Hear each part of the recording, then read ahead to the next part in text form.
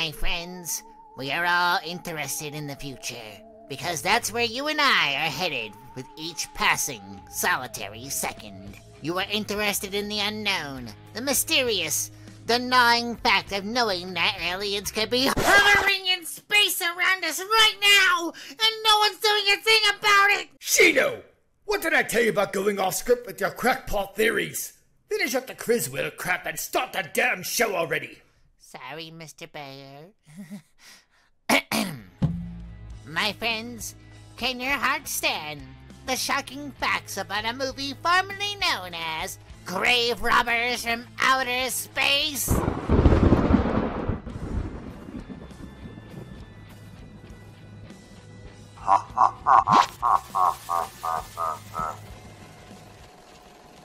Welcome everyone to Creepyvale Cinema.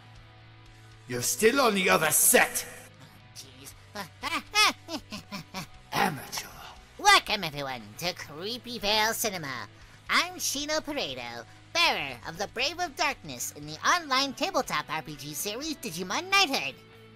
I'm here today as your grim guide through some of the most dreadful and unearthly films to ever grace the silver screen. Our film today, Plan 9 from Outer Space, and its director Ed Wood have both been given Golden Turkey Awards by authors Harry and Michael Medved, and have dubbed Plan 9 as the worst movie ever made. Whether or not Plan 9 is deserving of that title is highly up for debate, but you make the call as we strap ourselves in. It all starts in 1965, when director Ed Wood began filming footage of Bela Lugosi for an unrelated film, The Vampire's Tomb. The footage would depict Mr. Lugosi as a husband in mourning of his lost wife, and would ultimately end his life to rise later as a figure similar to his most classic and known role of Dracula. The original intent of this footage would be halted as tragically Bela Lugosi would die of a heart attack. Tragic as it was, the show must go on, and the footage would be reused for Plan 9. The amazing Criswell was brought in as the film's narrator in order to connect that footage to the film's story, and pretty much to clue in the audience as to what the heck is even going on at times. I'll admit, I've got a soft spot for this man. He was believed to be a great psychic by many people, and was sort of a minor celebrity. Heck, he was even a psychic from Mae West. He wrote a book of predictions, and even had a television show called Criswell Predicts. He made many wild predictions, such as Denver, Colorado being struck by rays from outer space, and that all metal there would adopt the qualities of rubber. Safe to say, not only did any Monkey D. Luffy's fail to come to life, but pretty much all of Criswell's predictions didn't come true. Although it was said in '63 that he predicted JFK wouldn't run for re-election due to something that would happen to him. Spooky. Narrating through the opening of the demo footage, we're suddenly brought to footage of an airplane, and inside that plane we find the single worst cockpit set ever made. I mean, just wow! There's no way we can skim over this, okay? I mean, here's the inside scoop of what was said that would happen. Gregory Walcott, the pilot/hero of the film, Jeff Trent, he showed up at Quality Studios and was mystified about how all the different sets were all inside the small soundstage. The kind of actor he is, he liked to get a feel for the scene beforehand, and showed up a couple hours early. He looked at Ed Wood and asked, "Ed, where's the cockpit set?" Ed told that they were still building it. So Gregory Walcott waited in the soundstage, and an hour before they were scheduled to even shoot the scene, 2 men at the studio brought in 2 masonite boards, bent them into an arc. They slapped on a shower curtain for the doorway, pieces from the spaceship set, and they called it good for that set. You know what? Why don't we try building one of our own, right here? Building a cockpit. Let's see. Bend it here. I had a clipboard for good measure, and I don't know. Hey, what the heck? Let's slap on a paper plate. Yep. Looking real good. Now you have an Ed Wood set. Mr. Walcott was completely dumbfounded, to say the least. Look at him. He's not even attempting to steer the fake plane. The goofs continue, though. Sudden boom, Mike! And as we cut the stock footage of an actual plane, we... Ah! They're here! Shino! It's just a damn movie! You're right. I'm cool. good? You'd better be. Anyways, back to the Gravediggers. Fun fact, the Gravedigger on the right is a man named Ed Reynolds who helped bankroll the movie. There was a catch though. Ed and some of the cast, including Tor Johnson and Conrad Brooks, had to be baptized by the Baptist Church as well as change the name of the film from the original title of Grave Robbers from Outer Space, since the church didn't like the implications of grave robbing. Too sacrilegious. And what would become of Mr. Reynolds and his grave-digging companion? They get greeted by the reanimated corpse of Bela Lugosi's character's dead wife, the original horror hostess herself, Vampira! Wait, for real? The old man has Vampira for a wife. Wow. Go Lugosi. Oh, and she also murders the Gravediggers. Speaking of Bela Lugosi, time to use more of that old footage and have him walk off screen to his freeze-frame stock scream death. No time for a funeral scene for him now. Get right to the infamous graveyard set of the film. That crypt looks like a fun playhouse. Hee. This movie has a few baffling bits of dialogue in it, but what the heck is this? Tell me something. Why was his wife buried in the ground and he sealed in a crypt? Something to do with family tradition, a superstition of some sort. Oh. Padding out the film, I guess. Hey lady, wanna see a dead body? And the police come screaming onto the scene, along with my favorite man of the movie, the super sweetest angel, Tor Johnson. Tor is no stranger to being on the big screen, but I find it funny how he's mostly known for being only in Ed Wood films as well as The Unearthly with John Carradine. And as his character Inspector Clay goes off to, well, inspect. Let's get back to Gregory Walcott. This man's actually quite a decent actor himself, but even a professional isn't immune to a case of flubbed lines. These things have been seen for years. They're here. It's a fact. Ed doesn't do second takes. Keep it in! Here's my other favorite. Saucer? You mean the kind from up there? Yeah, its counterpart. It was shaped like a huge cigar. Yeah, sure. Cigars are plate-shaped. Logic be damned, I guess. Get strafed, sucker! Hey, don't knock the set over! The crypt door opens up again, and out comes not Bela Lugosi. Infamously known in this film, Ed Wood's chiropractor Tom Mason doubled for Bela Lugosi. He didn't quite look like Bela, so Ed used one of his favorite things when it came to directing, dramatic license. Give him the old Dracula cape and nobody will know the difference, except he's taller and he has more hair. The Dream Police gradually make their way to Inspector Clay and assess the situation so well as to put Sherlock Holmes to shame. One thing sure. Inspector Clay's dead. Murdered. And somebody's responsible. You know you love it. Oh sure, Inspector Clay gets a funeral scene. Even his killer showed up for it. Who else is gonna show up? Huh? Ah!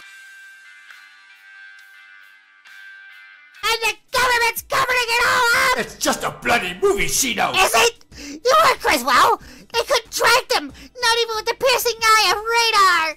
The aliens have been spying on us for eons! They're wearing our medieval fair costumes, stealing our shower curtains, and coming up with plans to stop us!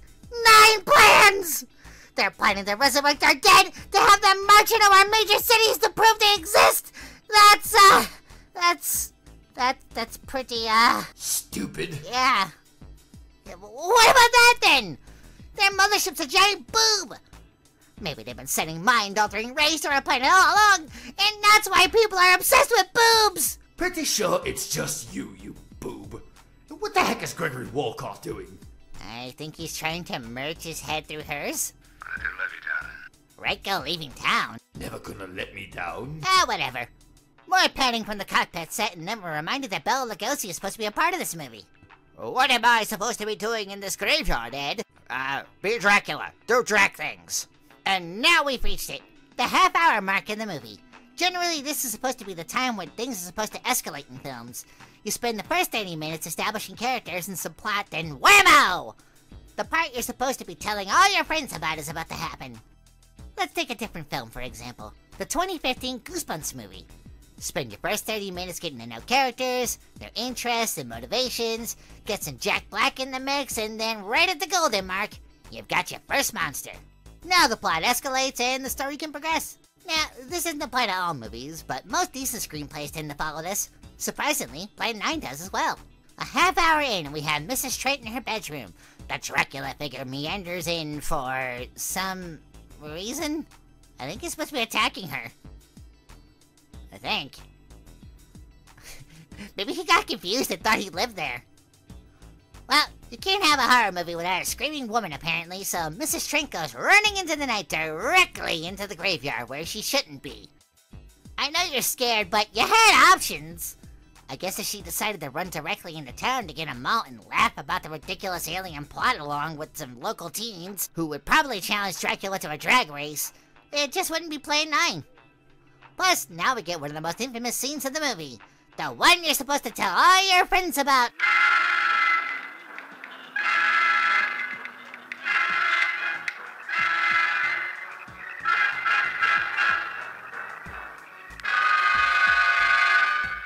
Back in the cemetery set, Vampire's looking fantastic as always.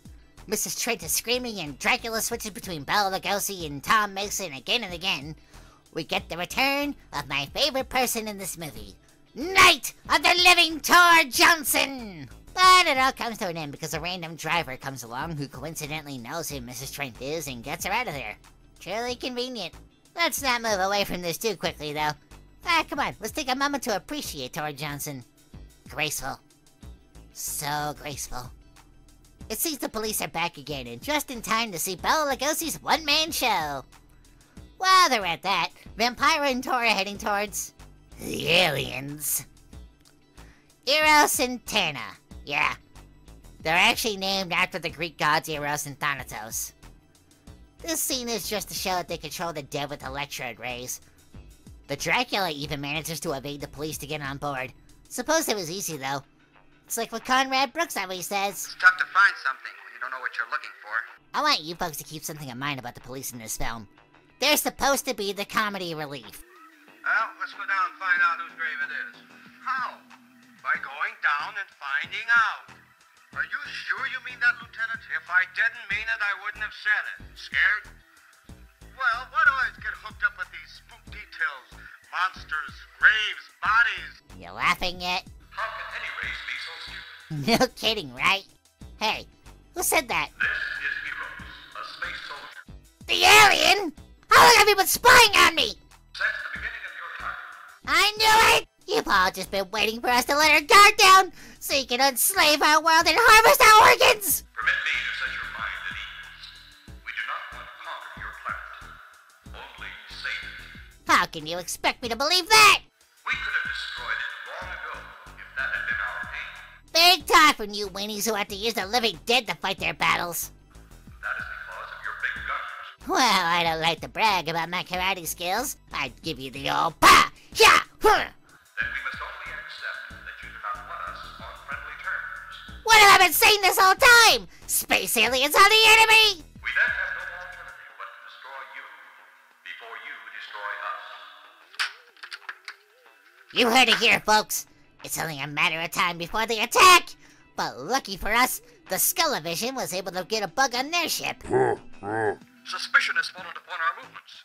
Our ships have been viewed near the point of operations. Darn tootin'. These aliens are so inept that they can't even keep their own planes in check. Or their equipment. Get him, Tor! Kill! Kill! Oh, darn. That was too close. Yeah, not close enough. If you're not scared of them now, their next flawless plan is to send the Dracula figure to the same people we've been seeing the whole movie and show them that the Dracula isn't Bela Lugosi at all, but Tom Mason! That'll show them their superiority.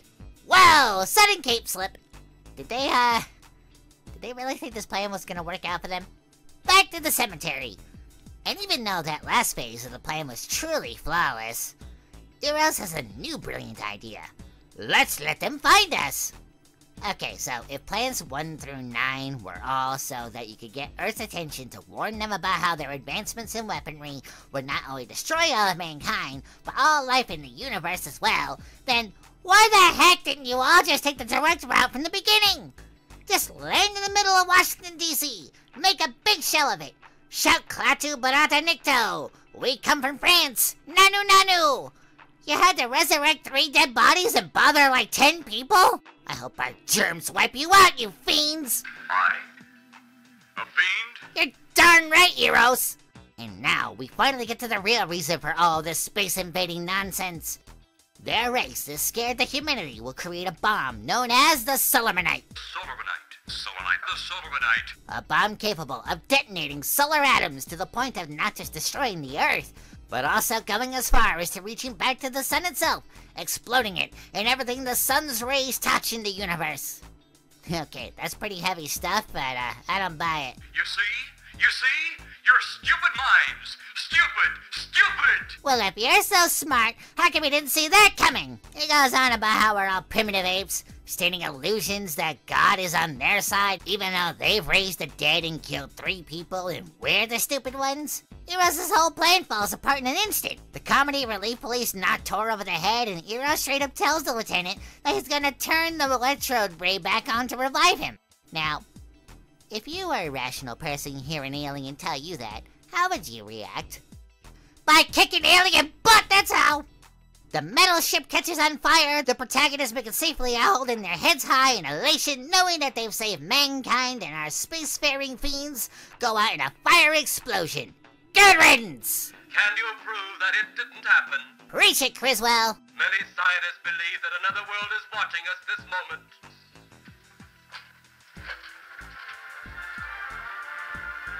God help us in the future. Amen! The shocking tale comes to an end, and now we ask ourselves the question from the beginning of this video. Does Plan 9 from Outer Space deserve the title of the worst movie ever made? I personally don't believe so, mostly because of how entertaining the film is despite its many flaws. I can name dozens of movies that I think deserve that title. Bayformers. We could even go so far as to remove modern films from the conversation, and use films before the 80s when the Med brothers wrote the Golden Turkey Awards. Any given Coleman Francis film, Zontar, or even the infamous Monhouse The Hands of Fate. And who knows, maybe as we continue this journey through creature features, we'll discover a true turkey amongst the gaggle.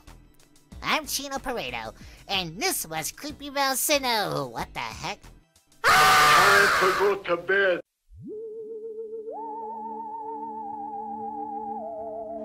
Mike, I'm scared.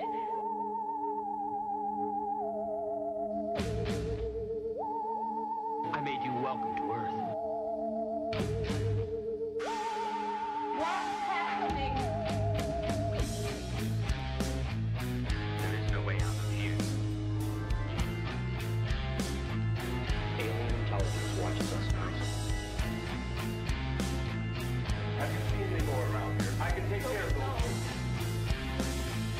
No way out. They don't feel we're ready to join in the great brotherhood of the countless galaxies. They'll do something, anything to keep us from communicating. It will be dark soon. There is no way out of here.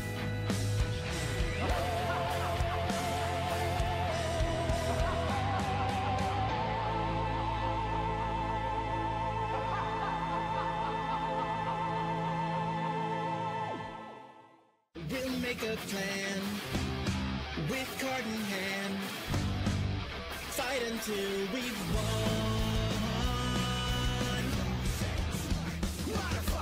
We'll stay strong and stick together. Move along. Never turn